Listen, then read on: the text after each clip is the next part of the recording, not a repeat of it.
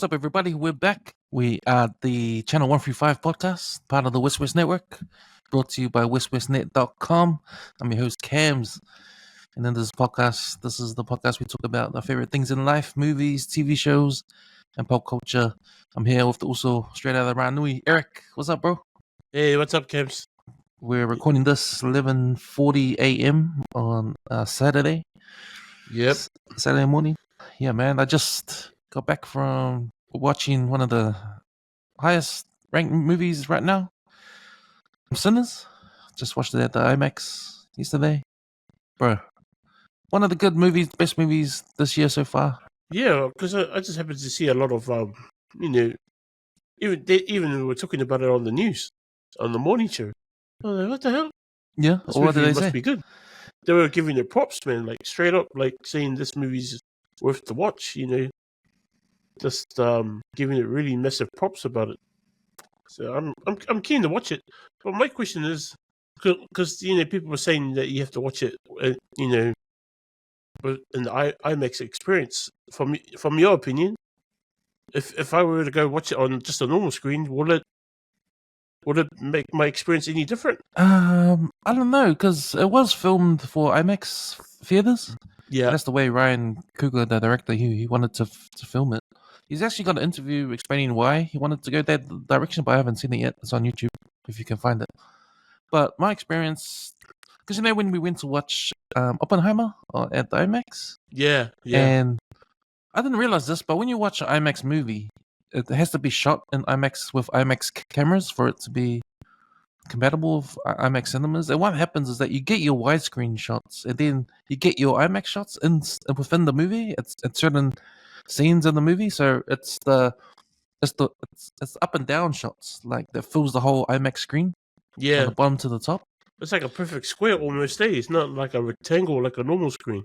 Yeah, like a big, massive portrait. Yeah. Portrait screen. So I think it's in the longitudinal ways, it's the widescreen shot, but they just add in the top and bottom to get I see. more of the scene. And it happens in certain scenes in Sinners, especially the one particular scene where it's really it's there to capture the meaning of some of the themes in the movie. And when I say themes, one of the main themes of the movies is music. Black music, history of black music, how it's originated, and how black music has shaped music we listen to today. Yeah. I mean, if you turn on the radio and FM, any station like the Rock or Flavor or My FM or Radio Hierarchy, any music you hear, like rock music to R&B to hip hop to techno to anything, is all originated from black music, right? So that's one of the themes that come through in this film, and it's really cool that way because you can, when you think about these themes, and you add the horror element to it. So it's a vampire movie, right? And it's cool how the vampire story integrates into the history of black music. Sure. And how that relates to it, and how it's connected. So yeah, it's hard to explain, but it's a good movie with that point of view. It's not just a vampire film; it's a film about Black history. culture It's as a well, film eh? about culture. A lot of black culture is in this movie, and a lot of the themes around black culture, especially in the old days, comes through and is connected with how the vampires have come into it. It's one of those films you watch, and you can watch it however ways you want it. Like if you feel like an action flick, yep, you can go into this movie and watch it and think of an action flick. Oh yeah, sweet. If you just think of it as a horror movie, you can go into it and watch it as a horror movie, and oh yeah, that's sweet too. You can also go in and think of it as a musical, and go in with that mentality and watch it as a musical, and it'll fit that narrative as well.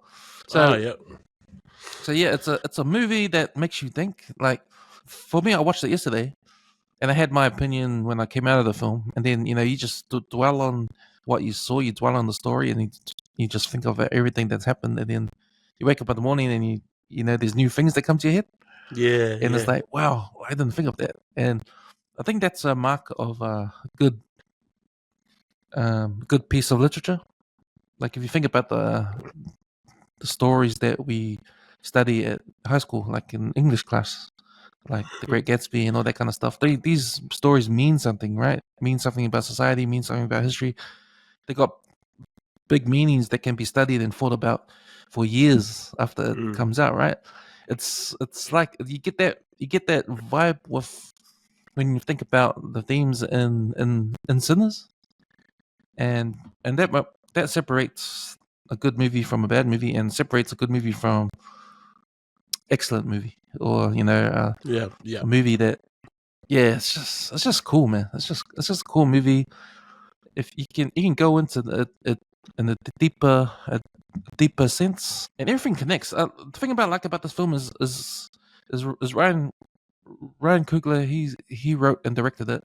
His writing is superb. Like his writing, every single plot, every single part of the storyline, all connects. There's nothing in it that's wasted. There's no storyline. There's no character. Every character connects to the story.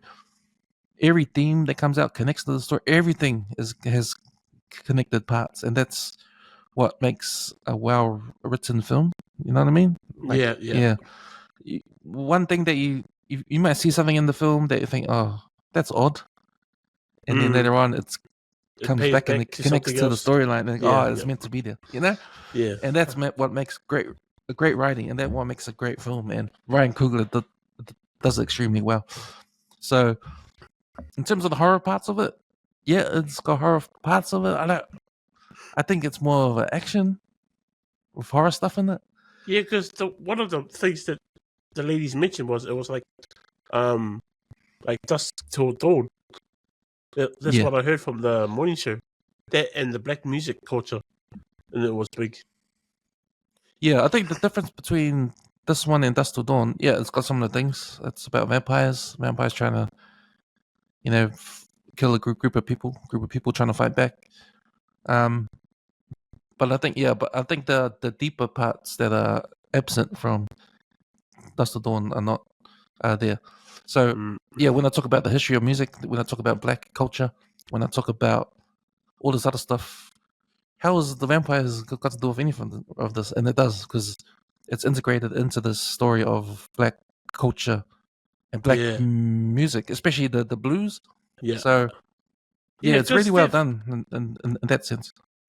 yeah, I don't know if you remember the movie Crossroads with the guy that acts as the Karate Kid. Oh, Ralph Macchio, he's a blues singer, white blues singer. Yeah, that's right. And he plays the guitar. Yep. And there's another character that goes with him, a black dude. And apparently the devil has competitions with these guys playing the blues. Mm. And because the blues has always been associated with you hear those stories where people were blessed with great gifts for in the blues music, especially playing guitars or instruments or that, Mm. and they can knock it out of the park. Those kind of stories. Yes. And I was thinking that might resonate with the Sinners as well, like some of those legends that you hear from back in the day. I was like, oh, true, that could be interesting. Kind Yeah, of, you're exactly right. That movie Crossroads that came out ages ago. yeah, That those themes with the power of music and the influence it has, yeah, especially black music. You know how it started, like the blues, and what the blues back then comes out of slavery, right? Comes out of yeah, slavery, and then it expands into rock music and into R&B and all what every type of music that is popular today yeah, comes bro, from there, right? yeah, bro. So yeah, that how that connects to that is a big part of the story of Sinners, Man, okay, and the what you know? vampires are connects to that story too in a way, and it's all at the back of these two brothers who are twins, both played by Michael B. Jordan. I might add that there's been a couple of films now, start of 2025, that's got to do with actors playing two characters in the same movie. Like you got Mm, Alto Knights with Robert De Niro playing yeah, Vito Genovese and Frank Costello. Now you got Michael B. Jordan playing twin brothers, right? And then you've got who's the guy that plays the new Batman?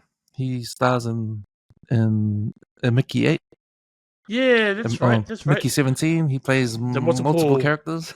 Yeah, Yeah, so you got, I don't know if there's a trend, actors playing two people in the same movie, but yeah, we'll see. But yeah, man, I was talking about the last 5 minutes about Sinners. I'm talking about the themes and haven't said what it's about. yeah, Which is which is good. another sign of a great movie. Yeah, Like if it can bring up certain things, like for me, without spoiling it. yeah, without spoiling, but there's a lot to it. It's a deep movie, man. It makes you think about it. It's a deep movie. I think the longer you think about this movie, the more things you find out in your head, and you want to explore more. So that becomes a great piece of literature, like I said. But Ryan Coogler, the director, he directed Fruitvale Station with Michael B. Jordan. So Michael B. Jordan, he's been in all his movies he's made, right? Yeah. He did both Black Panther movies as well. So he's got that experience of big budget movies, like in Marvel. He's got that experience too. He's got that experience. His experience working with Michael B. Jordan in all his movies. He directed the Creed movies, so he's got a lot of that. So he knows what he's doing, man. And I think this is a movie that's close to his heart because he's a black man, and he brought all the authenticity with his culture through this movie. Like this movie is set in the early 1930s, and we're in Mississippi. So there's the authenticity of the cotton fields, the black people working on the cotton fields, and just the what the town's like, and The it's sits and stuff. it's a racist town and all that. There's KKK and all that kind of stuff there. It's authentic, right? Yeah. And if you were to research what it's really like, you'll probably find out it's 100%. Ah. So yeah, especially the cotton field scenes. Those are really well done. It's funny because the first 40 minutes of the film, you don't see any vampires at all, and you forget it's a vampire movie. But it's really interesting the build up to these, because every style of the film you got to build up these characters. You got to get to know these characters, right? Yeah. You got to see where they're at and all that, and then you get into the story. Well, and this is why this makes this film interesting even more, because the first 40 minutes you're getting to know these characters, you're getting to know the world, you're getting to know the time, 1930s in Mississippi, and you just get that feeling of you're actually in there, right? You want to know what's going to happen to these characters without having any vampires there. You know what I mean? Like it's an interesting story in the first place. True. So when the vampires come in, it's like, oh yeah, it is a bit like Dust Till Dawn in that sense, where Dust Till Dawn, half the movie is about the Gecko brothers. They're trying to escape, escape capture. They just robbed the bank or something, and they've kidnapped someone, and they're just trying to get away. They're trying to make it to Mexico, and all that's pretty cool. That's like an action thriller, right? Yeah.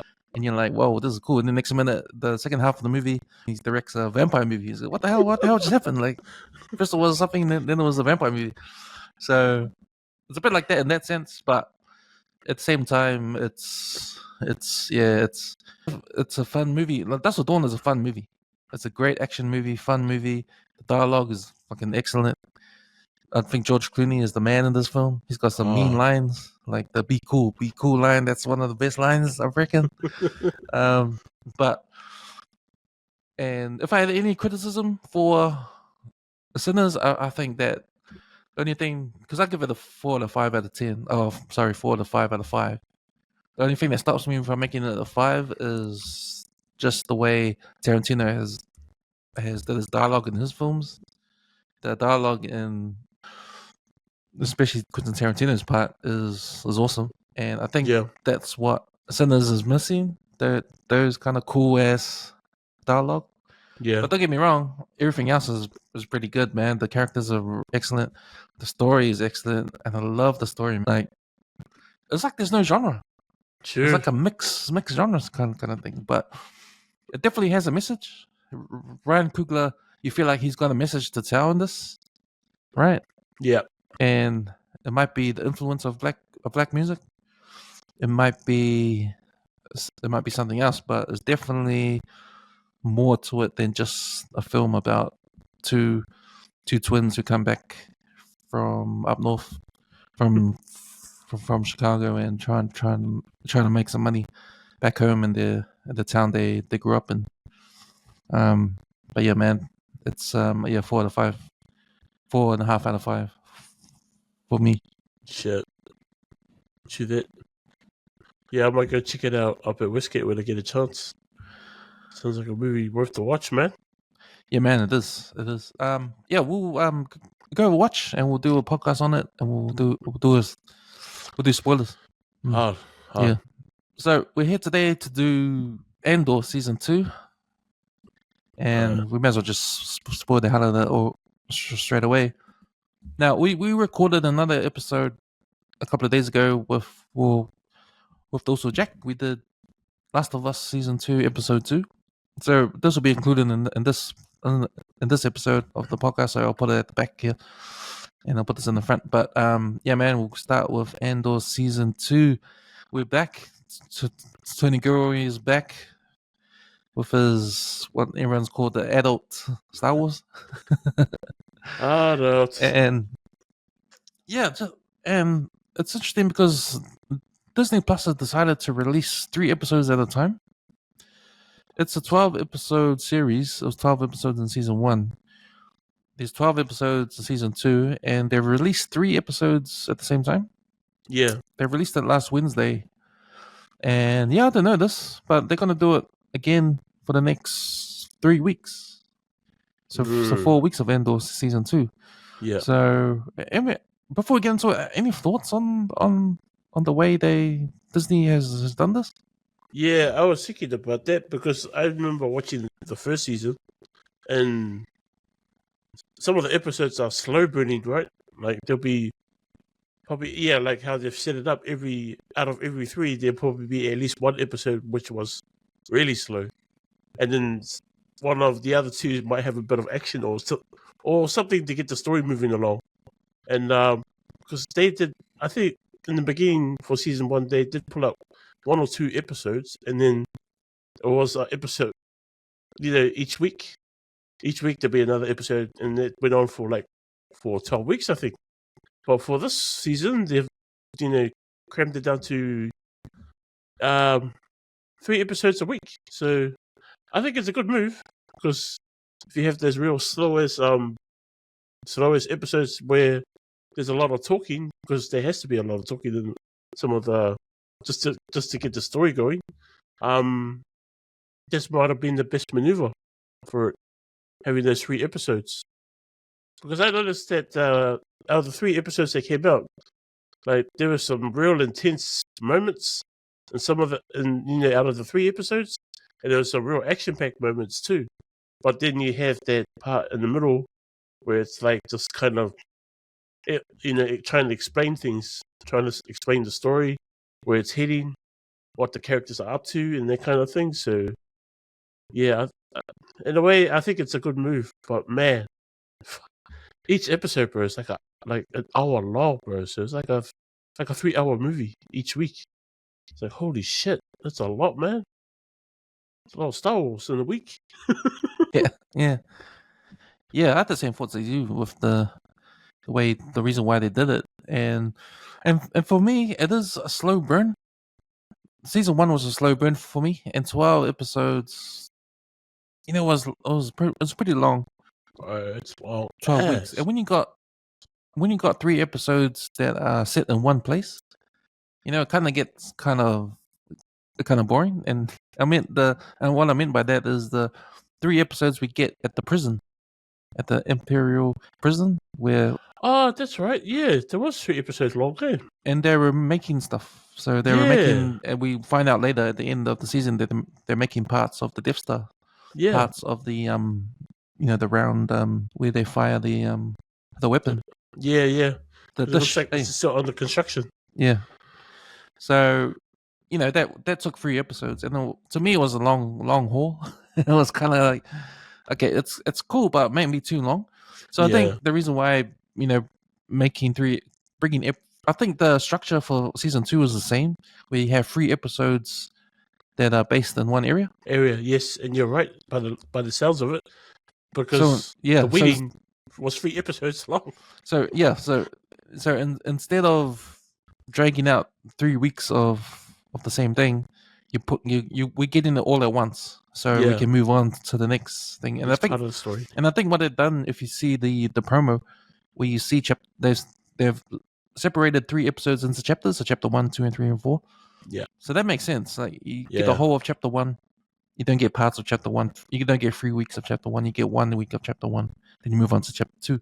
And that's what we get with how we've got these first 3 episodes in season 2, right? So yeah, yeah, I think it's a better yeah, way of telling the story in terms of the audience, how we watch, yeah. because You can't do anything like Akio, like where they go with their flashbacks from episode 1, and the next bit halfway to like episode 6 or something, and they go back to the same flashback. well, Disney have done this with Daredevil. We got those 2 episodes in Daredevil, Born Again, at the same time, the bank robbery, and then we go back to the story. And I think that's because to move the story along. Like Yeah, that bank robbery episode was disconnected to the main story. yeah. Even my brother, he binge watched it last night, and he was like, "What was the point of their robbery? I mean, of the bank robbery?" I said, "I don't know."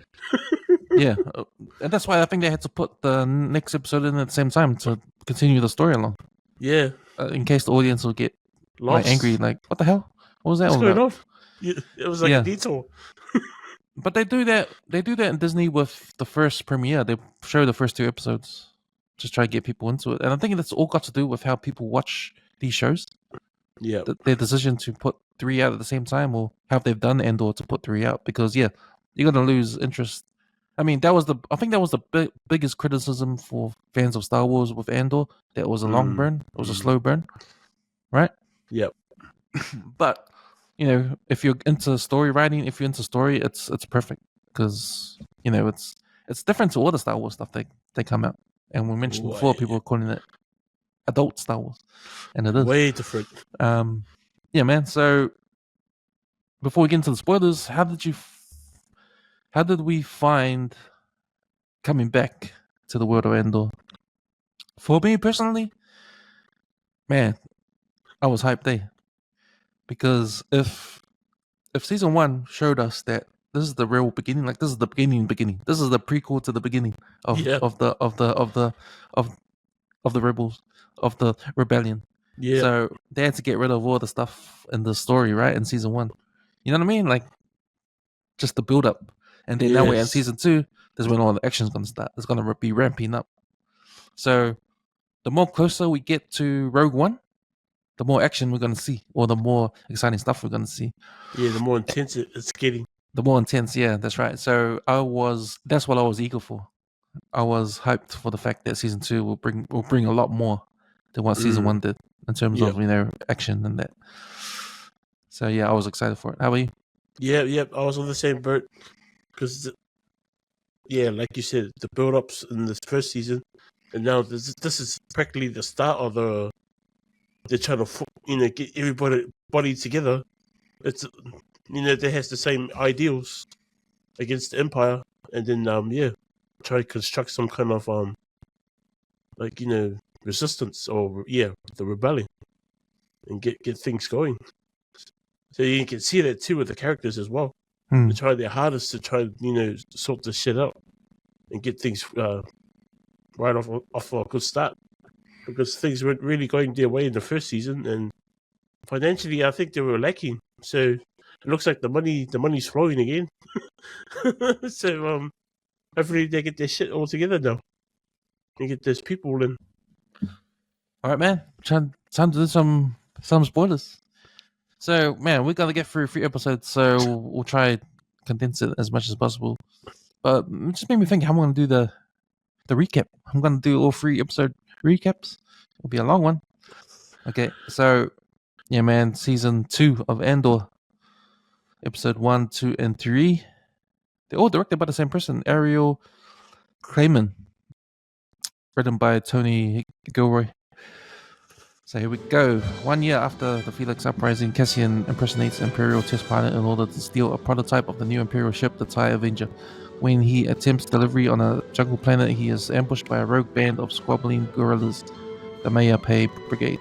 On the agricultural planet, Mina Rao, Bix, Brazo, Woolman, and Bismo fear detection by the Empire while an undocumented employee of a local farmer. On Chandrila, Mon Mothma prepares for her daughter's arranged marriage but is informed by Tay Koma that his financial investments have turned sour as a result of their dealings and implies he is considering selling her out to the Empire. Val Sata asks Luthen for information regarding the whereabouts of her partner and fellow rebel Chinta Kaz, but he claims to have no knowledge. Orson Krennic is back. He oversees a secret meeting of Imperial officers about forcefully mining the resources of the planet Gorman due to its heavy concentration of rare mineral, an initiative to which Deidre Miro is reluctantly assigned. The conflict between the Maya Pei insurgents reaches boiling point and several members are shot and killed as Cassian is taken hostage. Episode 2. On the jungle planet, Cassian is held prisoner while the conflict amongst the Maya Pei Brigade worsens and the group splits into two factions as a stalemate. On Minor Rao, Imperial officers arrive to order Rooker's papers as Bix, Brazo, and Will arrange to move to a different part of the planet to avoid discovery. On Coruscant, Deidre and Cyril, who are now living together as a couple, prepare for a social event they have been pulling off. As the preparations for Leader's wedding concludes, Mon Mothma discusses the possibility of Tay Koma's deflection with Luthen, who says they should attempt to ascertain Koma's price for keeping silent about the rebellion. Cassian slips away from the captors when they become distracted with a territorial challenge and flees the planet, revealed to be Yavin 4. Wow, and the stolen TIE Avenger. I didn't know that. Oh, I was thinking that when I saw those two pyramid things. Yeah. When you escaped, I was thinking, hey, isn't that? Yeah, that's the rebel base. Isn't that Yavin? Anyway, episode 3. Cassian makes contact with Clea Maki and is able to ascertain the danger his friends are in on Mineral. Deidre and Cyril host Cyril's mother's Eddie for dinner, during which Cyril is repeatedly belittled. Deidre forcibly establishes limitations on Eddie.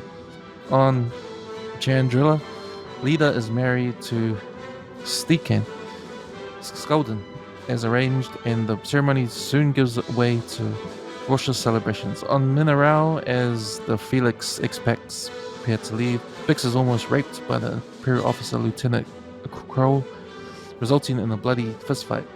Cassian arrives on Mineral in the TIE fighter, TIE Avenger, as the conflict spirals further, eliminating the Imperial troops with laser cannons and missile. Brazen is shot by a surviving trooper and dies. Cassian, Bix, and Will flee on the TIE Avenger. Having been unable to come up with a price to ensure Tay Koma's silence, Luthen informs Mon Mothma he has decided to have him killed. Mothma soulfully drinks and dances while Val watches Koma get taken away by a returning Cinta. And that was your 3-episode Star Wars Andor recap. Sorry, that was long ass. Shit. Yeah, man. Where do we start? Where do we start? So we get to see Cassian. He's back, and I think it's 4 years. It's how many years? It's a year later, eh? But after season 1, but it's 4 years before the Battle of Yavin. Yeah. So it's 4 years before. Yeah, I think it's like 5 years after or something. Yeah, and 4 years before the Battle of Yavin. It's 5 or 4. 5. I can't remember. Yeah, so we get to see Cassian again. Looks like he's well into his duties as a rebellion spy. He's doing his thing at some Imperial base. I think what it is, his mission is to steal that new TIE fighter so they can study it, so they can the rebels can sort of reverse engineer their technology or something. Yeah, or figure out how to beat it or something like that. But man, I was reading that was the first time that TIE Fighter Avenger has been on a Star Wars film. Yeah, well, that TIE Avenger has been on like in Lego and all that kind of stuff, and Yeah, toys. it's been in. I think it's been in a couple of games too. But Yeah, I in actually games. thought it. Yeah, I actually thought it was Darth Vader's one, but if I recall, Darth Vader's one is longer, sideways, kind it's of. it's rectangular. Eh? It doesn't Yeah, point yeah, down. yeah. Yeah. It's kind of got a weird shape. I thought it was that one, but obviously it's not.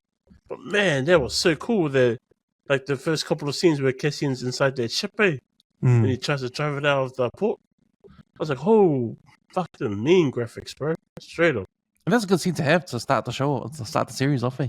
Hard Like up, gets man. us back into the lore of Star Wars again with the stuff there that we see.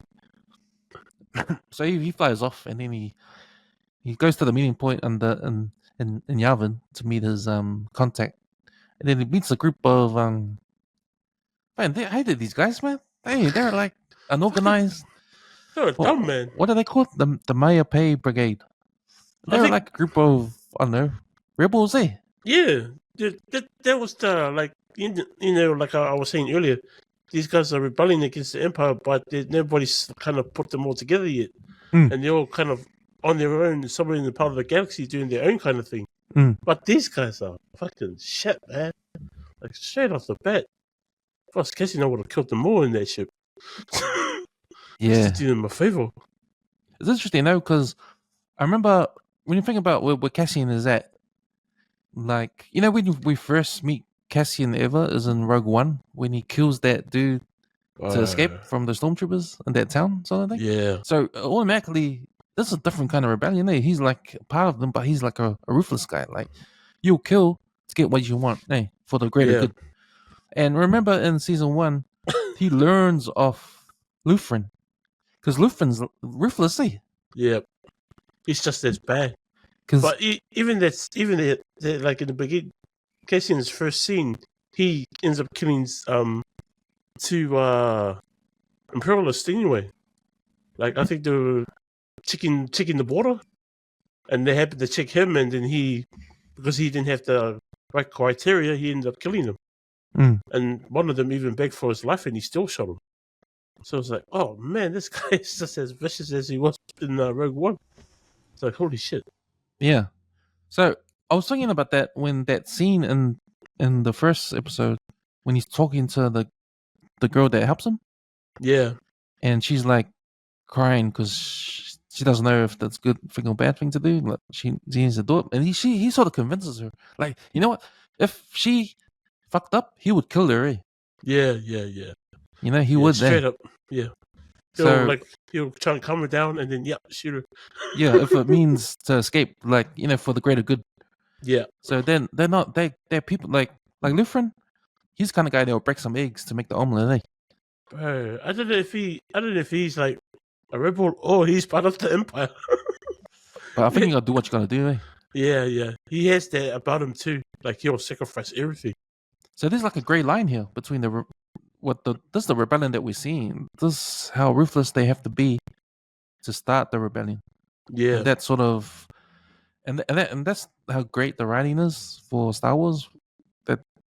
That Tony Gilroy has put in this series that gives you a gray cloud over the rebellion now. Because they're doing bad tactics to achieve the greater good of beginning to go against the Empire, right? We know the Empire is bad. The Empire is portrayed as like a Nazi Germany, right? And you see it with the uniforms they wear.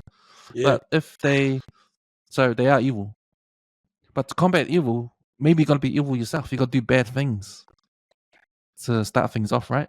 And that's what Luthen is. Now, it's interesting. We don't see Luthen in any other Star Wars stuff, right?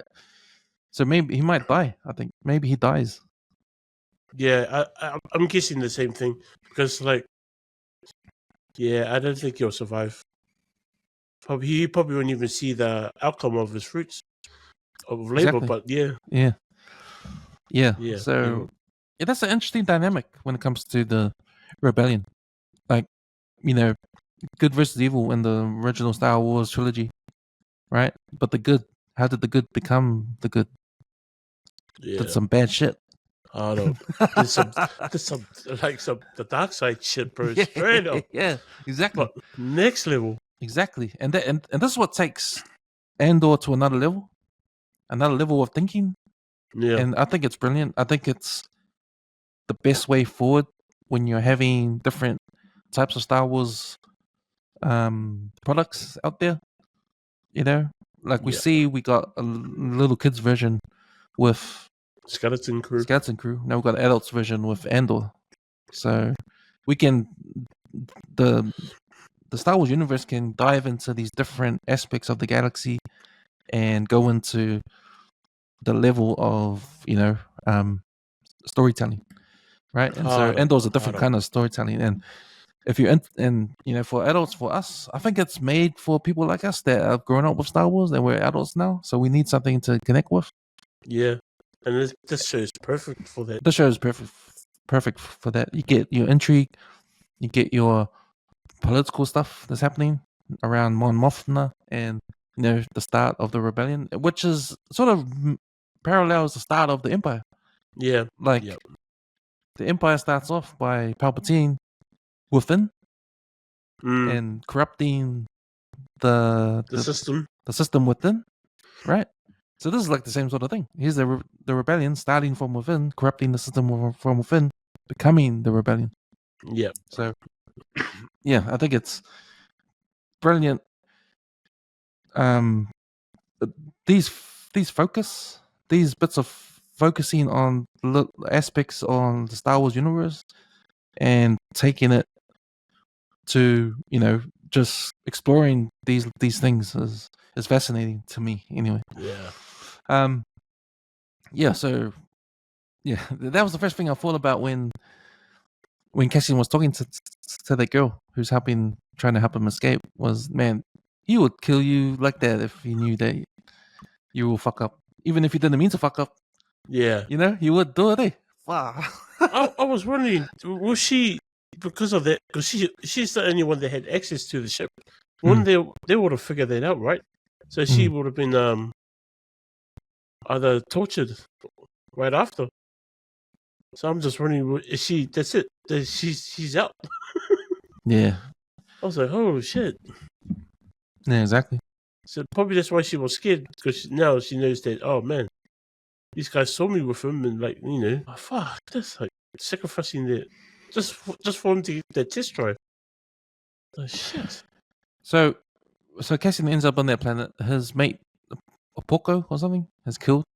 It's revealed to us that those Maya Pay Brigade guys have killed that dude. And it gets a bit messy because they're like unorganized. Hungry. And they're pretty dangerous, eh? And I think Cassian realizes that during the time. He's thinking, man, these guys are idiots. And then when they start fighting each other and they break up and then they make two factions and they start trying to kill each other. That's when Cassian realized, fuck these idiots, man. Like, yeah, they got no leader. They don't know what they're doing. They're stressed out. They're like fucking panicking. They don't believe me. If you're like a thinking man, your goal is to get out of there. You will know to keep Cassian alive, help them get out. But you know what they needed? They needed the guy like Jude Law's character on Skeleton Crew to be there to lead them. Yeah. The pirate, to lead them. Because if anybody with a sane mind would have told Cassian, okay, let's go find another ship, a bigger ship, so we can pick up my mates. You could have flown somewhere to another planet, get a bigger ship, come back and pick the mates up, and go, oh yeah, get lost. But no, because the other crew, I think they had the particular idea, but it's just those two guys were butting heads. The group needed to get rid of one of those bloody alpha males.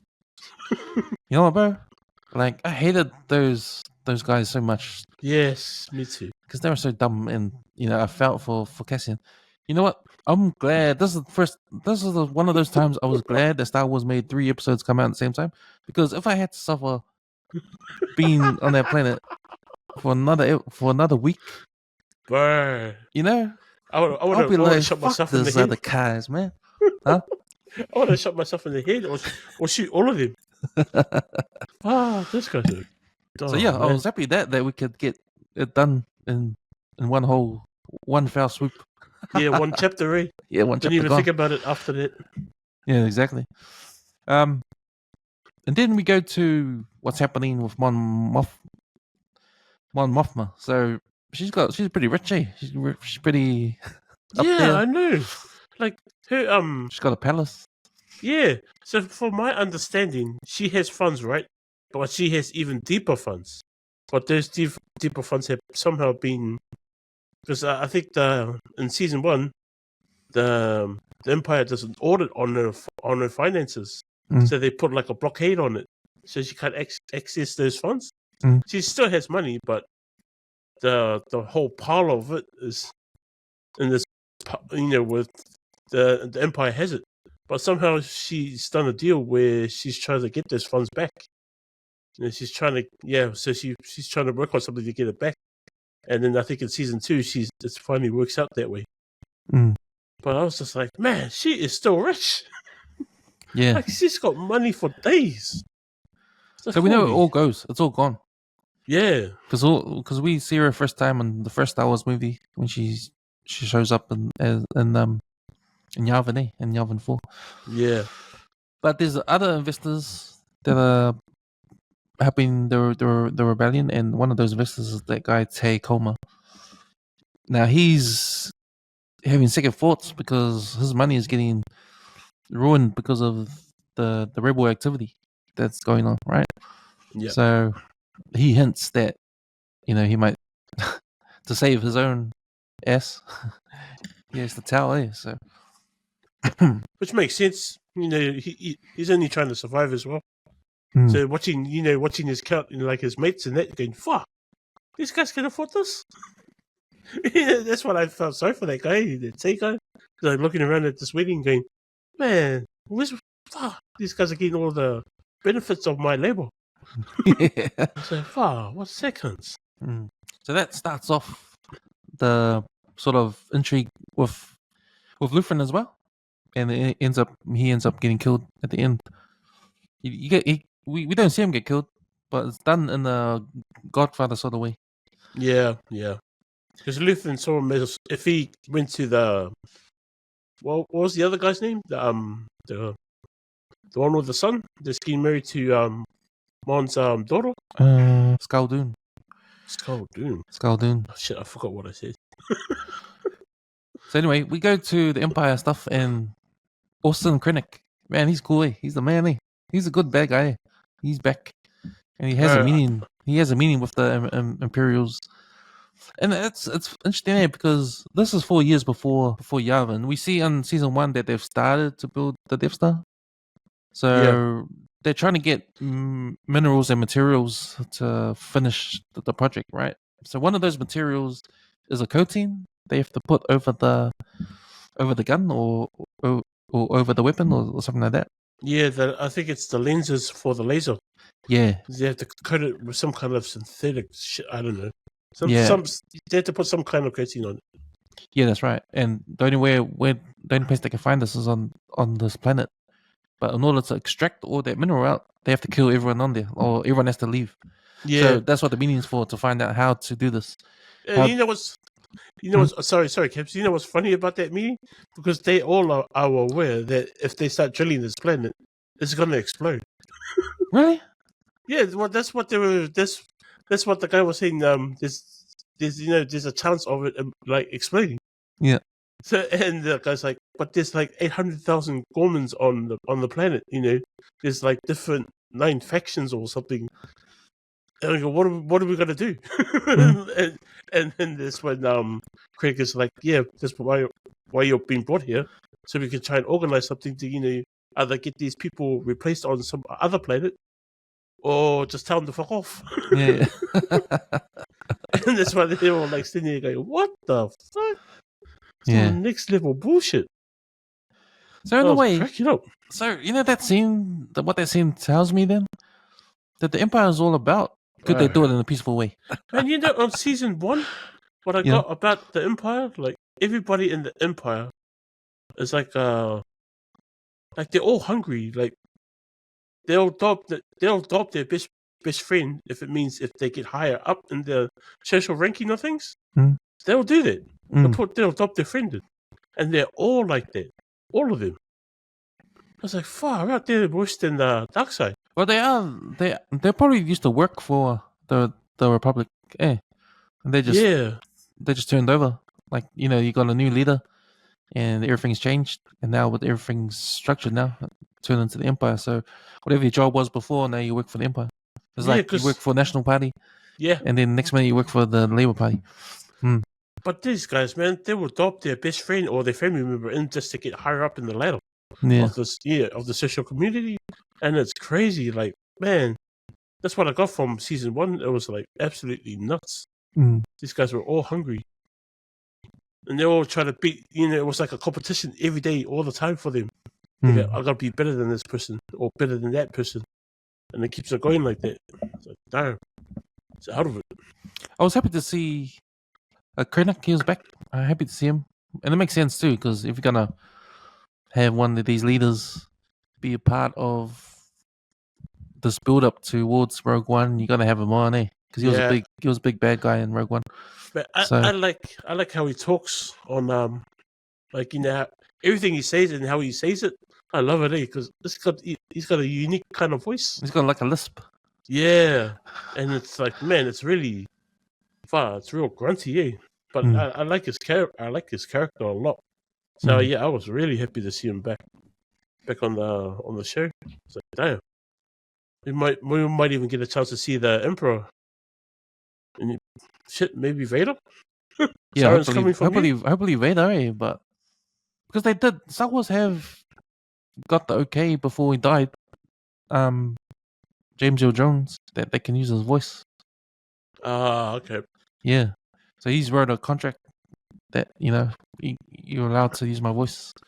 So his family's gonna still get paid. Damn. So that's all good there. Hold on. Episode 2. So we continue on with Cassian on their planet of those idiots. And yeah, that's it. Next. And now by this time I'm not over it. I'm just over those idiots. But what happens in episode 2? So Cassian actually escapes, and I was happy for that. And I was thinking when he escaped, I was and those guys they're shooting, and they were like sad. They like, oh, we fucked up. Yeah, like we're fighting each other. No, we're stuck here forever. No, we're gonna get eaten by those animals. Shame.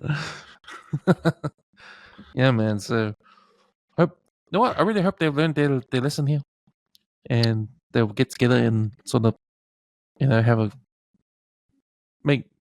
There's a lot of lessons that they've learned. I think, even how dumb they were. Like they're trying to move the TIE fighter to be in range to shoot them. Like, oh my gosh, how desperate! And Cassian's so cool. He just calculated the time already.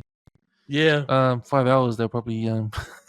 Well, that guy's a bit schizo, bro. Like, if you watch him properly, the Endor character's like really, he's always alert all the time. So, it's not normal. And you already predicted that, like, they're up to something. Like, he knew they were up to something, he just didn't know what. So, he was hinting, hey, you guys should create a perimeter so you know what the fuck's going on. And all the time they were trying to shift their TIE fighter in position. So I was cracking up at that shit. I was like, bro, next scene. So on the planet Mineral, where we see Bix and all them. So the Imperial forces are there, and they're gonna do the audit on the planet. We introduced one of the bad guys there. I liked him, man. As a bad guy, he was ruthless, eh? Who's that? Guy that was gonna rape Bix. Yeah, bro, he was a good actor because, man, he had that rapey vibe on me already when he first met Bix. He's like, just the questions he was asking there, he was like, oh, damn, Sully. What's up, Jacob now? What's up, Jacob? So that guy was like, oh. She goes, oh, my husband wanted to improve. And he goes, oh, right, your husband. Is he here? Yeah. I don't see him. I was like, oh, shit, this guy. Like, man, already the rapey vibes. And that, man, I was like, shit, that's like really, for me, that was heavy. Like, Star Wars alone, that was heavy for me. It's like, damn. Really? I want to talk about the set piece because, man, think about Rogue One was the Yeah. set pieces. Yeah. They were in places where you didn't expect to see stormtroopers and Star Wars And stuff, right? yeah, like the spaceships and stuff, eh? Like in Rogue One in the tropical planet. Oh, bro. Like I never expect to see stormtroopers in the tropical palm trees and in the water, you know? Like in the Caribbean. Yeah, in the Caribbean. So with this set piece in the farm in the cornfield, yeah, that was pretty different. That was pretty cool. Yeah, I've seen that kind of set, but in the animation. Oh no, actually, it was in Ahsoka with the likes of the Rebel Star Wars, Mm. where the guy where the boy was staying like in the field. It kind of reminded me of that. I was like, oh, it's like where that guy stayed. I forgot the girl's name anyway on Ahsoka. Yeah, And she's staying at the same place as well before Ahsoka comes and picks her up. But yeah, it kind of reminded me of that, the whole scene. But man, I like there's big massive like corn or wheat machines that were on top of the field. mm. I think collecting the wheat. Man, they look so cool. The whole scene with them and there's people there. I was just like, man, it's like a actual future farm. I think you can call it. Yeah, and then after Cassian escapes, he's trying to get in contact there. Yeah. And we got the girl that works for Lutheran. She goes back to the shop to try contact because there's more reception there, right? Yeah. She was saying that because she couldn't reach them with the equipment she had at the wedding, at Mom's wedding, so she wanted to get back to the shop. Man, and to see her like her equipment, it's like a flipping I don't know, it looks like a jet engine. It comes out of the table. Yeah. And he's just tuning these dials and stuff on it. Dial. It's like shit. It's like a massive ass engine. So she contacts Cassian and tells him that Vixen are in trouble because the Empire's there. So he goes into hyperdrive. Yeah. He goes into hyperspace and tries to get there to save the day. And then that's when the action starts. So we go back on Mineral and Bex almost gets raped. They have a fight. She has a fight. That was pretty cool. You know what? Like that's the first time because I saw a headline on online. Yeah. Star Wars has its first rape scene or something. Yeah, and I'm like, what? When I first saw that, I was like, bro, ease up on that shit. Hey, it's like they were trying to. I don't know if they were trying to do anything, but they were like, wow, this is. Because Star Wars has always been a show more like this family shows, but this one in particular is like straight up gangster. Yeah, but yeah, it implies rape because he comes onto her, he gets beaten up for it, and he dies. But yeah, it's trying to push the boundaries. I think the show pushes the boundaries already in terms of story, but pushes the boundaries in terms of content. So having an almost rape scene, just even implying having a rape scene. I was like, my heart almost stopped. I was like, are they gonna show it? Or is this guy gonna get that far? And is Cassie gonna have to pull his legs out? I was like, shit, if that guy gets that far, Cassie's gonna rip him into pieces. That was pretty fucked up. One of my favorite scenes was when Brasa, when he goes looks for the kid in the field, and he jumps on the speeder. Yep. And the scene when he jumps on the speeder, right? And how he just takes off, and the bike speeds up. I was like, man, that's an awesome scene. He's going through the cornfield, and then you get the back view of him just taking off. But then the initial start part where he's like kind of racing in the field, I was like, shit, how did they do that? I was like, man, it's fucking awesome. And they did that twice too. When he escaped from the stormtroopers, and then Cassian was just a bit too late to save him. I was gutted when he passed. He was a cool character in the first season. We didn't see him get shot, but the camera zoomed in onto that stormtrooper that was taking aim. Yeah, and we don't see him shoot, but man, that's the first time I've seen a stormtrooper hit its target. Sort of thing. Yeah, but yeah, he dies, and I'm just sad. Cassian shows up in the TIE Avenger, and Man, that was cool. Eh? Of course, he's got the advantage. He's up high. He shoots down those stormtroopers and those officers. Yeah. But I didn't get why do you have to destroy that storage thing and drop the sand or whatever it was, drop the harvest onto those stormtroopers? Why? I thought it was a mistake because, like, at the angle where the soldiers were running in, they were like right underneath that thing, but the laser was higher than the actual structure, so it ended up hitting it instead of the soldiers at the bottom. Yeah, but that's what I mean. Why did they damage the? Yeah, Just shoot the soldiers.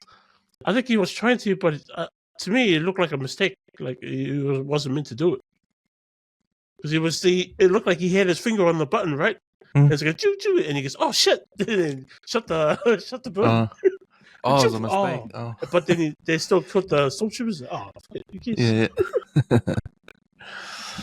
Yeah, and so he touches down, and then his sad moment when he sees Brasso's body. He reunites with Bix, and then they take off. I'm not sure where they're going though. Yeah, and they're not sure what they're gonna do with the TIE fighter, because we'll probably see next episode what the reason to steal it was. I guess they'll take it back to Saw. Forrest Whitaker's character. Because you remember how he's on what is it? He stayed on Jeddah. Yeah. So they might take it back to him so his crew can figure out what the hell, what the Empire's up to. I don't know. That's a possibility though, because now Cassian and them don't have a home now, which is sad. The rebellion is trying to save up all this money for their war chest, and it sort of makes sense because we don't see any X-wing. We don't see any of the ships that that are rebellion ships that we used to in the Star Wars trilogy. Yeah. So this money will be, available to them to purchase the construction of all the stuff, all the equipment, and all their ships. So, if they've stolen that TIE Avenger, one of that's got to do with how they create the X-wing or how they. It might be. It might be. But man, the funding thing is a big part, because they need a lot of funds. They need one of those planets from the Skeleton Crew.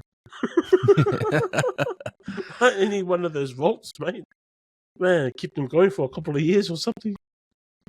One of those planets will keep them going for, man, I don't know, years. They would love to have the funds at those planets. Yeah, that's why I was like, that the credits that they stole on season 1, they look awfully familiar to the ones on the Skeleton Crew. They were just, the packaging was just was like in a hexagon shape. It was different. It wasn't like in the crates, like on the planet. If I can give you my cringe parts of the series so far, what's off that? There's dancing, Idiots. the dancing. Oh, the dancing at the wedding. Man, that reminded me of the dancing on the Matrix Part 3. Yeah, in Zion. Yeah, especially when they were chanting. It's like weird as, eh? Especially when they were chanting. What did they get? Salma or something? Salam. I was like, Salam Tima. I was like, hey. And Mon was going hard, eh? She was running around going hard. She was worried about her mate getting killed. But she just let it go. She was going hard dancing, eh? But that line that Luthen laid down, eh? Isn't it convenient that you don't know? I was like, solid. Wow, what a stinker. Wow, he just laid it down. Oh, he can see it before it even happens, eh? So he was telling her, but she wasn't really. I think the wedding and all the dramas that was happening with it, and then her dramas with her mate, like the guy played up on the first party, and then he had to be escorted. Like, sorry mate, you gotta leave. You're too drunk. Yeah, so, and she sort of hinted to Luthen this, and he was like, he knew straight away what was going on. Eh? Yeah. Are you sure? Are you sure that's all right? What if I wasn't here? Yeah. Like, were you gonna tell me? And she's like, yeah, I would have told you, but I doubt it. I don't think she would have. She was like, yeah. But she kind of realizes, like, oh shit, Luthen's gonna have this guy killed. Then she goes on a sculling bench. Mm. Let's go, let's go, let's go. The blonde Imperial officer, Hadidra, she's the first one to sort of figure out there's a rebellion starting, eh? Yeah, in She the kind of first knows, season. eh? She got no Yeah, evidence, but but she figures there's something going on. There's something up, eh? yeah, because there was the equipment that was stolen. She comes and figures out like, this equipment, it doesn't seem anything, but when she compiled all her evidence all together, Mm. she kind of figured out like, wait a minute, this stuff you can actually use it, to do some real damage. Mm. So she was like, she gave her findings to the guy, and the guy was like, oh, okay, her captain or whatever, and then yeah, she figured it out all right on her own. She's one of my favorite characters on there. Her and Cyril. I like Cyril as well. I like him because he's kind of like a loser, but he always strives to be better. Yeah, yeah. But it looks like in this season, he's complacent. Like I didn't expect him and Dedra to get be as an actual couple. But That was didn't he? cracked up. Didn't he save her life? At the Yeah, end of but I season didn't 1? think I didn't think it deserved to have a relationship with her. She was hard on him, eh? She was hard on him before. Remember, hard on him, Yeah, telling him off, and maybe she was thought, her boss, eh? yeah, She was his boss, eh? Before. maybe she thought when she went in the room that it was she was gonna get hurt, but realized it was Cyril. Yeah, I'm interested to see where that goes with Deidre figuring it all out in the end, because she's the one that first sort of figures out something. At this point, the rebellion is a secret. Yeah, Lufrin, Moff, and Amon, and everyone else are trying to start up this rebellion in secret. So they're putting the pieces together secretly. They're higher up in the system, so they can't get caught at all. So any sort of hints of them, they can't even mention anything. no, they can't. So be taken in. So the best way to do it, they have to kill anyone that compromises. Hey, they have to shut down anything that compromises them, and if that means killing someone, they will do it, and that's Ufrin's job. And it's interesting at the end of season 1, he instills sort of that on Cassian. Yeah, and Cassian becomes Lufrin's sort of main man to do all the dirty work. He sends Cassian out to do all the jobs and that. It looks like, because when you see him in Rogue One, he's practically copy and paste from Luthian. Like he's exactly the same almost, just younger and fitter. But he's got a lot riding on it because he hates the Empire. What the Empire have done to his family, and his world. Yeah, well, his people are extinct. Like his whole planet is extinct because of the Empire. Man, the other cool thing I liked was when Kimrick had all that confidence with Dedra, right? Yeah.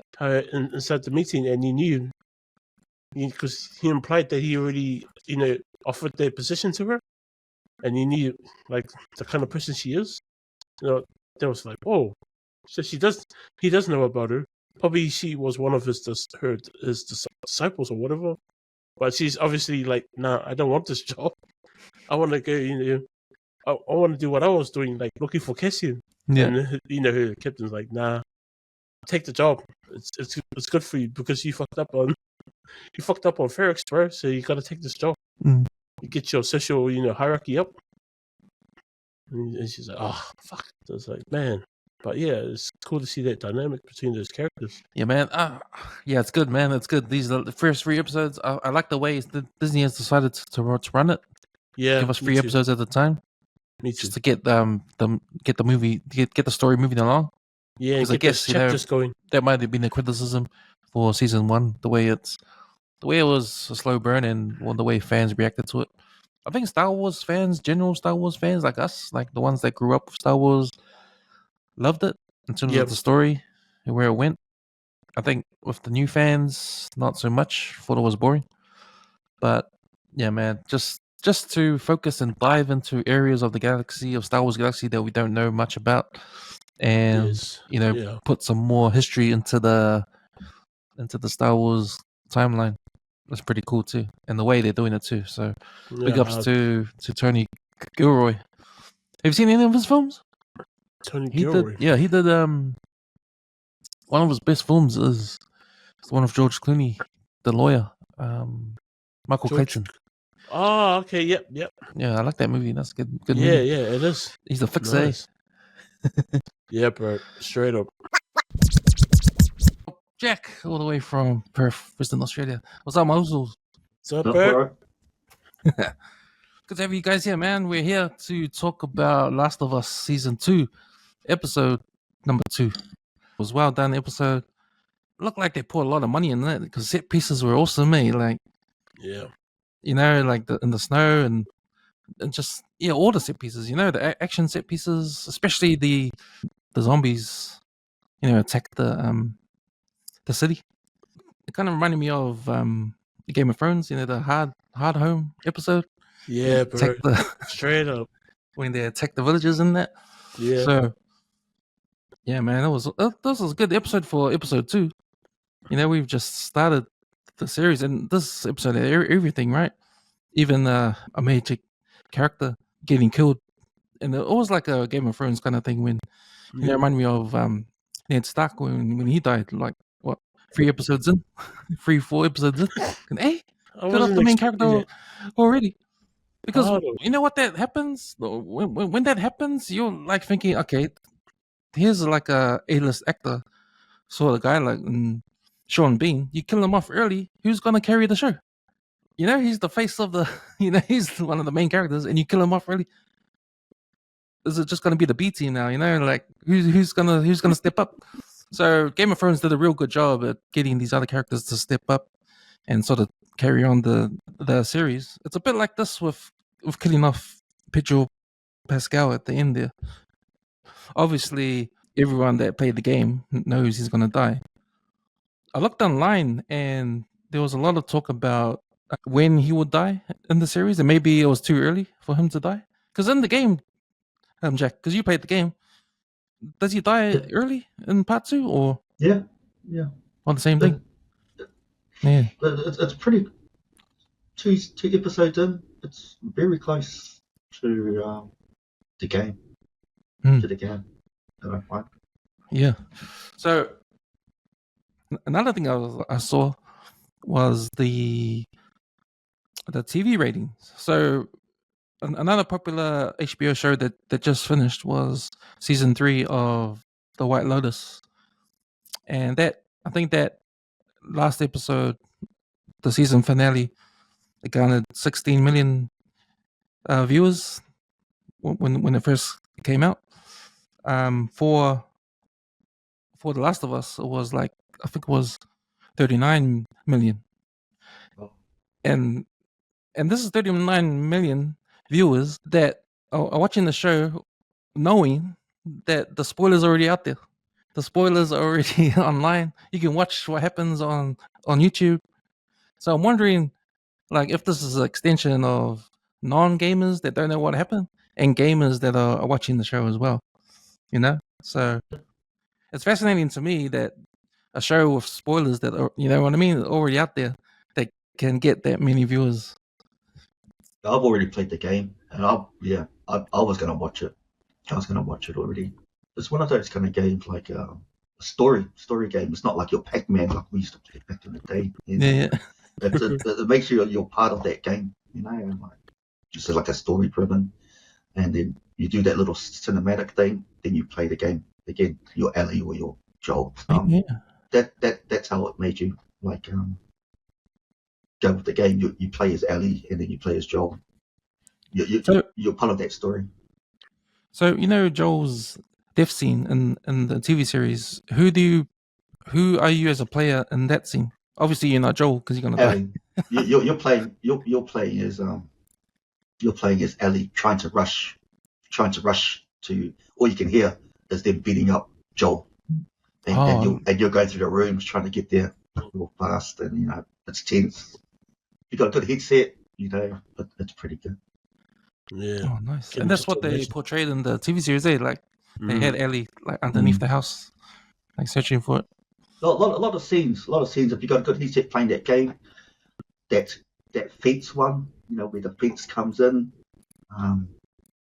When I can't remember her name, she's crawling, and just before Joel grabs her hand and picks her up, so just go. That's a good scene in the game as well. Abby. Yeah. Abby. Yeah, Abby. Yeah. That's a good scene in the game. You know. Oh, so you get to play Abby too in the game? Yeah. Just for that scene? No. Quite a few scenes. Oh. Yeah, Yeah. they usually change the player around in the games. They can get a feel for the story from both ends. So the story writing in gaming now is next level, bro. You don't get that 30-second loop of music just going around in loops anymore. They get full music scores now. And, Yeah. Yes, you're right. They get the whole orchestra in it for their scores. Yeah, and proper writers to write stories now. That's huge. Man, my favorite story was the Spider-Man game, and it still is. That Spider-Man story in the game is fucking awesome. I wonder if they're going to try and adapt some of that into the Marvel Universe, but we'll see. So, favorite scenes, what was yours, Eric? In the second episode, shit, I think the part with the fence was cool. When she's trying to call under the zombies. The part with the zombies coming out of the other dead zombies was awesome. And how they rush down the mountain. And then you see a scene with the plants. And you're like squiggling around. And then the bloody zombies run in a different direction. I was like, what the fuck? They like start rushing because I haven't seen I mean, I played the game, but I haven't played the second part and how they changed direction when they were running down the hill. And they ran towards the camp where the plants were. I was like, oh shit, they communicate. I didn't even know that. I found that really cool too. And the bloater. So there's a few scenes in there that I really liked a lot, eh? The bloater looked really good, like the CGI. I'm guessing there's some special effects in there as well. Yes, especially that snow scene when the zombies are coming out of the snow. Yeah, that was wow, that was nuts. It was like Game of Thrones times 20. And when Abby was running away, like, man, they caught up to her fast. Damn. It reminded me of 28 weeks or 28 weeks later. That zombie movie where the zombies are running. Fucking reminded me of that. Like, the running zombies are always more dangerous than the Walking Dead zombies. I think that's why, after I saw a running zombie, I just couldn't believe how long the last. What's that TV series? The one with the slow zombies? Walking Dead. I just don't know how. I don't understand how that lasted so long. Slow zombies. like me and Cameron were saying, bro, it wasn't the zombies that was dangerous in that program. So there was. I looked on social media and there was a lot of talk around the death of Joel.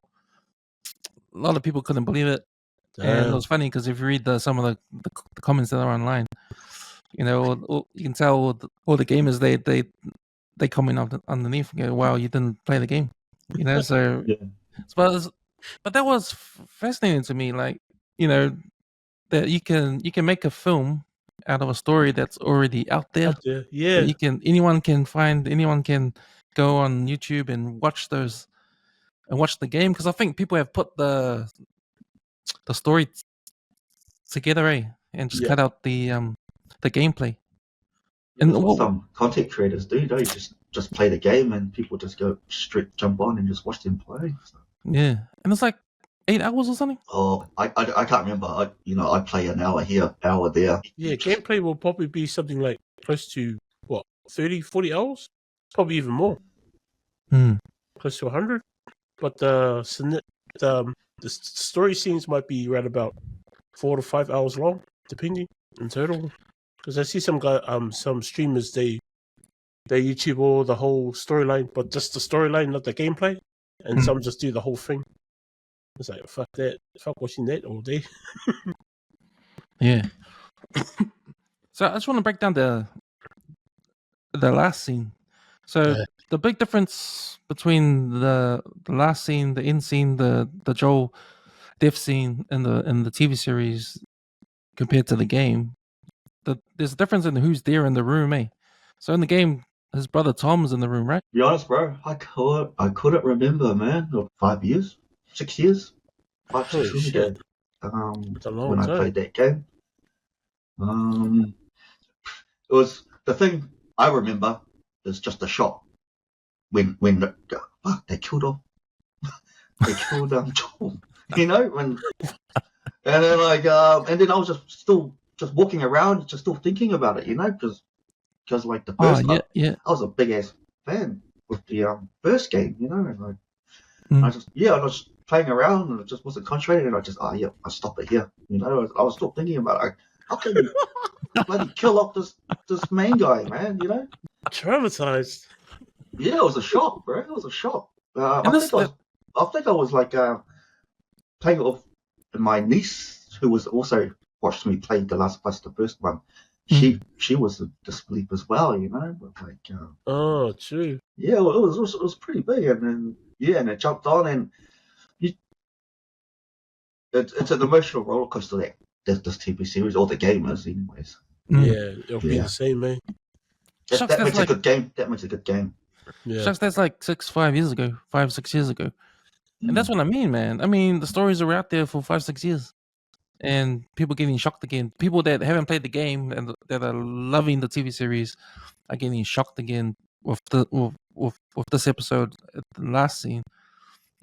Just hearing you, Jack's talking about how you felt when Joel dies when you played the game 5 years ago. I think the same sort of impact happened with not just yourself, but a lot of fans of the game too. It was a big deal.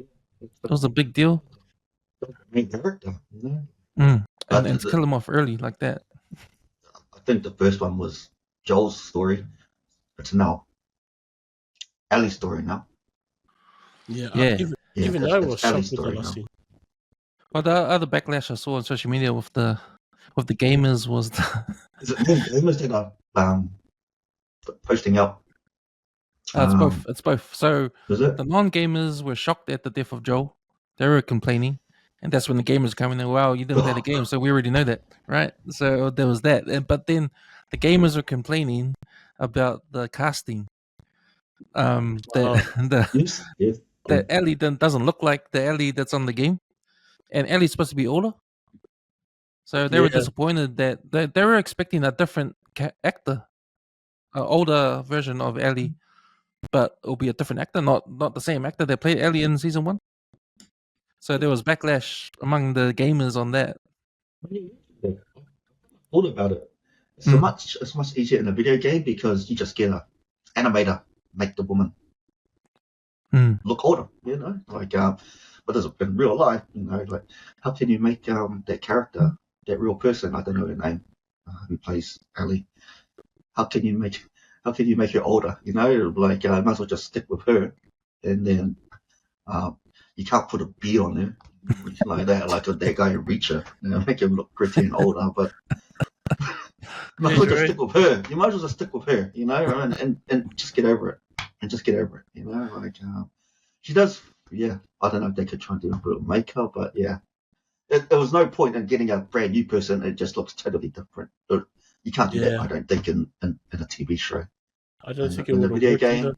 In a video game, pretty much. You have that software make that person look older, and boom, there's an older Ellie. Yeah, because that's one of my things that I've thought about the Ellie character in episode 1 was the way she acts. Like she's still a little kid, even though she's supposed to be 19 years old. Still acts like a little shit.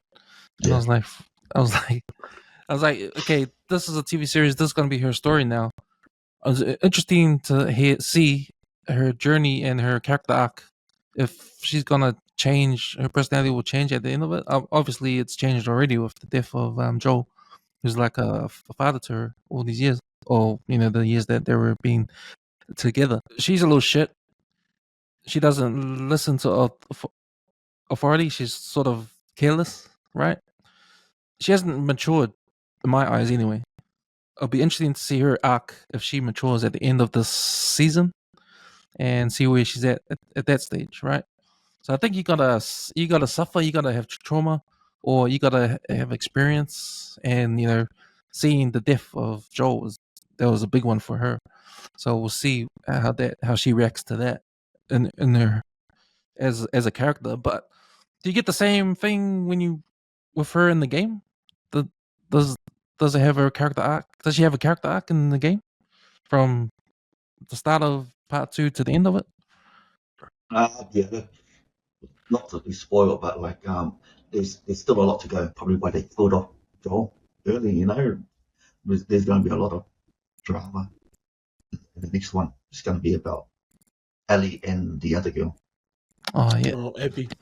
Abby. Yeah, yeah. So we have to see. Yeah, see of these because like I mentioned before, like now Joel's the main character's gone. The guy who carries the show, who's gonna step up? Obviously, it has to be Ellie. But has she got the has she got the yeah, stuff yeah. as That's actress right. to carry this TV show now? You've taken away like your fucking I don't know your big name early, and yeah, Just like what you said can with the Game of Thrones. They killed that Yeah. guy, and other characters stepped up. yeah. Just got to make these characters step up as well. I Yeah. was that end scene that had a lot in it, and a lot of it for me like to be like one of the best scenes in TV history. Like when I think about Game of Thrones is like the red wedding scene. Game of Thrones has a lot of those scenes, and they're usually in the penultimate episode. Yeah. With this scene at the end of episode 2, you have the Abby and her crew. You have one black girl in there hanging out with these crazy white dudes, right? You've got Dinah who's there, and I think what I read was Dinah wasn't there in the game. It was Tommy, but I don't know how that happened. But Actually, yeah, if I recall correctly, yeah, you're right. It was the brother. It wasn't. Was it? Wasn't. it was a cool scene because here's Joel. He can't do anything. All he's concerned about is going back to the town to help everyone out. That was all he was concerned about. And then when he gets the speech from Abby, and Abby tells him that you're the one that killed her dad. He sort of you see it in his face say he accepts it. He sort of accepts it like. And then when she was when she was about to do what she's gonna do, he goes, "Oh, shut the fuck up and just do it already." It's like yeah, Did we he want to see that too. did he say that? Did he say that to just get over it, or did he say that so she won't carry out what it was really about Ellie? Because About Ellie wasn't there at the time. yeah, but the main reason is because Ellie's the cure for the disease, and Mhm. he killed all those guys. He couldn't let her go to make the cure because he saw her as his own daughter. Well, he can't say that because then Yeah, he won't know if they'll kill Ellie So after that. obviously he knew that they don't know. So what happens when Ellie finds out? She Because might. Looking at after that episode, I don't think Ellie is the cure because, like, in that complex, you saw they released the dogs, and then you saw the dogs start biting those zombies. Yeah, that's what I. These dogs, these dogs, immune. Like, But what's the story of Ellie, man? They just threw Ellie's being the savior of everything, yeah, it's kind of weird because like I thought the dogs will get infected, but they don't even attack animals, That's a right? zombie logic, bro. That's zombie. You bite or get bitten from a zombie, and like, you're infected. And then they release the dogs, and then the dogs are savaging these bloody zombies. I go, damn, do we have to kill these dogs as well, or what? Because she gets bitten again, in this like in the first episode, and even then she doesn't change. Yeah. So maybe the animals don't change either. I don't know, bro. But saying I she's an saw animal? that. Yeah, I saw might that have to scene, be in and I the go, DNA oh like an no. animal. But yeah, you're right about the dogs. That's how I was writing too about those dogs as well. And how But many yeah. dogs were there? One for each zombie. There's like 100 zombies there. I saw that lady unleash like about a dozen like cages whole or something, cages, like, bro. right? She had cages and cages of dogs. But then straight after the dogs attacked, it was over. The war was over. It's like, hey, must have been a dog for Those each. dogs were still munching near the end of near the end of the show, bro. Like, Yeah, man, the fungus tastes yum. yeah. It's like shit. That battle, right? When I think that guy on the lookout tower, when he goes on his glasses and he sees the horde of zombies just run and smash smash up against the wall. That's a Typical good scene. typical scale of the castle sort of DOA with this Yep. thing with they drop the barrels of gas and they shoot it up and they create a firewall to try and burn them up. Didn't make it any better. Made it worse, I think. But then the guy that's sort of in charge of the town is Tom. He's like one of the leaders there. I felt sorry for him when he got his flamethrower and he got those guys to line up with him. And when the hordes smashed through the fence, those two of them took off, man. Right away. It's like, Yeah, man. Fuck, I was pissed off with that, man. So I hope Like, you know what, if I was Tom of it, man, if I catch you guys alive when this is over, yeah, I'm bro. kicking you out of this You know. fucking. You're getting banished from here. Either To that be or honest- chop a leg off. To be honest with you, when that guy was trying to burn that zombie, Mm. and then he kind of just like crawled down, or then he just, he gave up, yeah? Yeah, And then yeah. that zombie, and then when he gave up and the zombie fell on the ground, he stood up with his and drew his pistol. I'm like, what? I almost threw the remote at the TV, bro. Like, come on. You had that pistol and you just gave up. So are they hard to kill in the game? They don't have that in the game. Or those Attacking Yeah, the zombies attacking that The whole that, scene there. yeah, oh no, that that complex. particular zombie, the Oh bloater. yeah, How do you Yeah. kill those? Are they hard to kill in the game? all sorts of flame. You can make what do you call those, like fire bombs. Oh, true. Or a few headshots with a rifle. Oh, But ammo is Bloater? scarce. but I shot to the head for the bloater. Yeah. Alright. Yeah. Damn, Well, I remember anything that on the really. plate. It's, I want to get it. Yeah, Might watch the TV series first, and then I'll go buy the game. that might be more expensive after the TV series. It already is, man. I've been looking at the prices. They're doing package deals now for PS5. Are they? Oh, yeah, that's Yeah. typical. That's Oh, how much? Oh, worth the game. So part 1 and part 2, I think it's like $140. oh, we. Yeah, man. So I think the game part 2 at the moment on its own is sitting at, if I remember correctly, probably $80 in New Zealand, roughly. Oh, for a 5-year-old game, Yeah. 6-year-old game. The show brought it back up, brought it alive again. So yeah, make some more money there, I guess. I saw a ad on social media in part 3. Is it part 3? There's not a part 3 game. They were saw talking ad of it. about it. They were talking Yeah. about it. But yeah, it's up to that guy, Druckmann or whatever I think his name is. Trackman, yeah. He's the creator of the game, eh? What's the company's name for the creator of the game? Is it Sony or? Sony's the distributor. Yeah, other games are there. Yeah. But yeah, during watching that show, Naughty Dog. Oh, true. Yeah. Shit, they've been around for a while too. But yeah. But because I've seen that, or played the game, and I know what's happening. I was just looking at the differences, and I just picked up, stuff like the dogs, the dogs munching on the zombies, that guy picking up his pistol after he started crying. Tommy started crying, and how about that? At the end part when they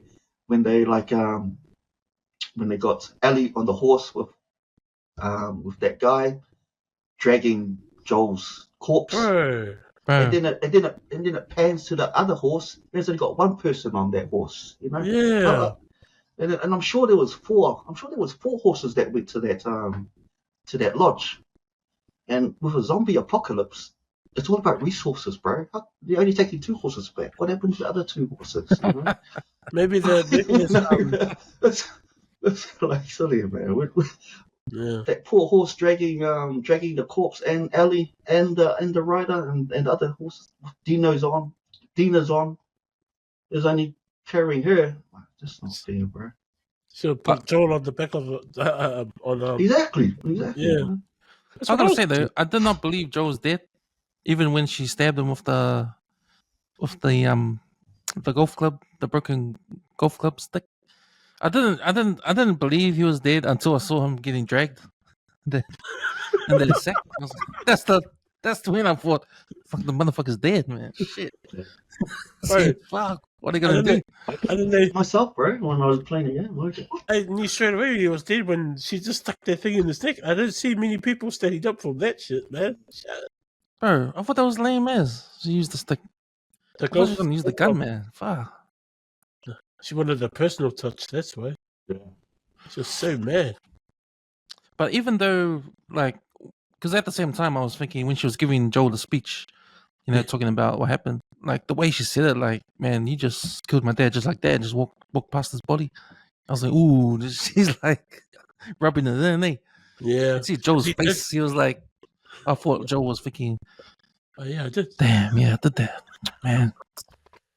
That's I mean, that's what karma, makes man. good TV shows. I like a Karma's a TV bitch. show that makes them a villain or something like that. Makes you really want to really hate them.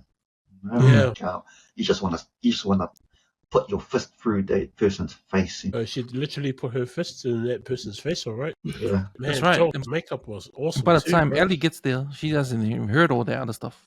All she Yeah. sees is this girl beating up on Joel and then killing him. And she's like, I'll kill you, all of you, I'll kill all of you. Like, she doesn't even know why. But now she's got that same feeling probably Abby did when her dad Yep. died, right? But then there was a scene earlier when, was it in the beginning of the episode when Abby has that dream? And her younger self comes, hey, tells her, don't go in that room. So if you go in that room, it's gonna change your life forever.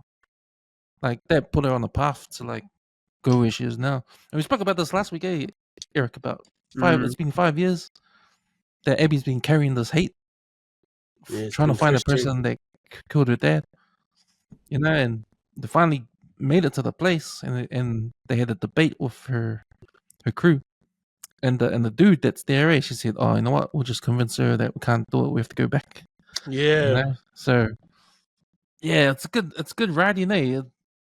And I was thinking that can't be the way it happened during the game, eh, Jack? I know you probably can't remember, but it was interesting how they try to get the scene happen that's in the game, but obviously they have to change stuff because there wasn't a battle at the town.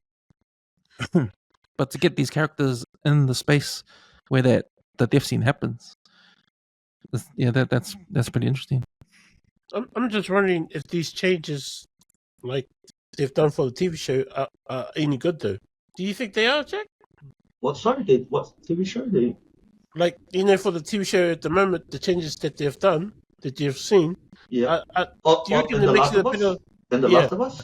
Do you think it makes it better at the moment as a TV show? I'm not complaining. With the attack on the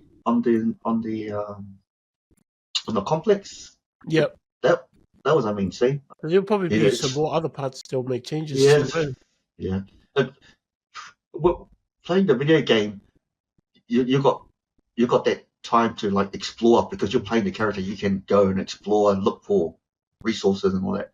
But with a TV show, that means like Ellie and what you call it, Abby's story is they have to either drag it out for the 10 episodes. I don't know how long, or they're gonna have to compact it to what four episodes or 5. So might as well just make other stories. I think that's probably typical in a TV show. Like have Tommy have a little bit of a story, love story with his missus. Having struggles with the complex. Just to flesh out the show. How do you rate this episode in TV compared to great episodes that we've seen, maybe from Game of Thrones or somewhere else, Sopranos? Is this episode up there? Yeah, bro. It's a 5 out of 5 for me, bro. Straight up. Yes, man, it's a good team. It's a good show. It's a good show. If it was the first time I ever saw it, not playing the game, yeah, I'll be like shocked. I'll probably be shocked all over again. But like knowing that's what what it was happened. for me. Yeah. Oh, shit. But compared to the video game, it's very close, right up there. People, the gamers should not be complaining. Or Yeah, they are complaining about the it character shouldn't be. being younger, but other than that, it's the sets are almost identical. The scenes are pretty on par. But that's pretty good. The other thing I noticed too is even like the like the bags and stuff, like the backpacks, like on the game. Because I watched Joel, carrying those backpacks. They even look the same on the TV show. Yeah. I was like, holy shit, they got everything down. Even the complex, Yeah. look like it's it was made for the show. No, it's very accurate. Yeah, even this makeup, Joel's makeup for his to make him look older. Pictures to make him look older. It looks really mean. It's like, wow, he does look older compared to the first season. I remember last week we compared the show to the Walking Dead, and you mentioned before, Jack, you don't know why the Walking Dead is still going. I think it's over season 10. It's past season 10. It's still going. It's still going too, it's bro. going into spin-offs and all that. And movies coming out. And one of the things that I pointed out last week was at least with The Last of Us, there's light at the end of the tunnel in terms of, can Earth go back to normal after the zombie apocalypse? And it can, because you've got a character, Ellie, who might have the cure or might not. Oh, so that's your light at the end of the tunnel. Whereas in Walking Dead, there's no light because there's no cure. But a lot of the themes that come through in films about zombie apocalypse is always about community. Yeah. I know Walking Dead was all about community. Every season was a different community. That Rick and his crew infiltrate another community and drama another community. With this one, it's the same themes, but it's different because I'm just comparing how exciting and how well written and how well the story is in Last of Us compared to Walking Dead, because of these little things, because there's light in the tunnel, and because when I think about this town and you think about that scene in episode 2 when Tom, he's having a meeting with the township, just going over the safety protocols and that, and that was interesting to me because if you imagine yourself being stuck in this town, you can't really have like beef with people because you'll see them again the next day and the next day. It's not like you can have a beef with someone and don't talk to them forever because it's a small community that's enclosed in this. You're trapped outside. There's like apocalypse. You can't. Why not shoot that zombie that's gonna get you? Yeah, exactly. You don't want to look after each other. Yeah. Yeah. So that's the first time I ever thought about that. I mean, and that was interesting to me because I thought about that watching this second episode. I never thought about it at all when I watched The Walking Dead. So yeah, it's hard to. It's probably easy to figure out, but it's talking around why it is better than The Walking Dead. Hands down, I would have thought like your gangster movies that you watch, or the gangster TV shows you watch, are probably all about community. Yeah. Oh no, actually they're all backstabbing and killing each other, eh? Yeah. That's what I'm talking about. Yeah. No, you're not watching enough zombie shows, mate. Yeah. Hey, if you guys like had a choice of what TV shows, what game would make a good TV show?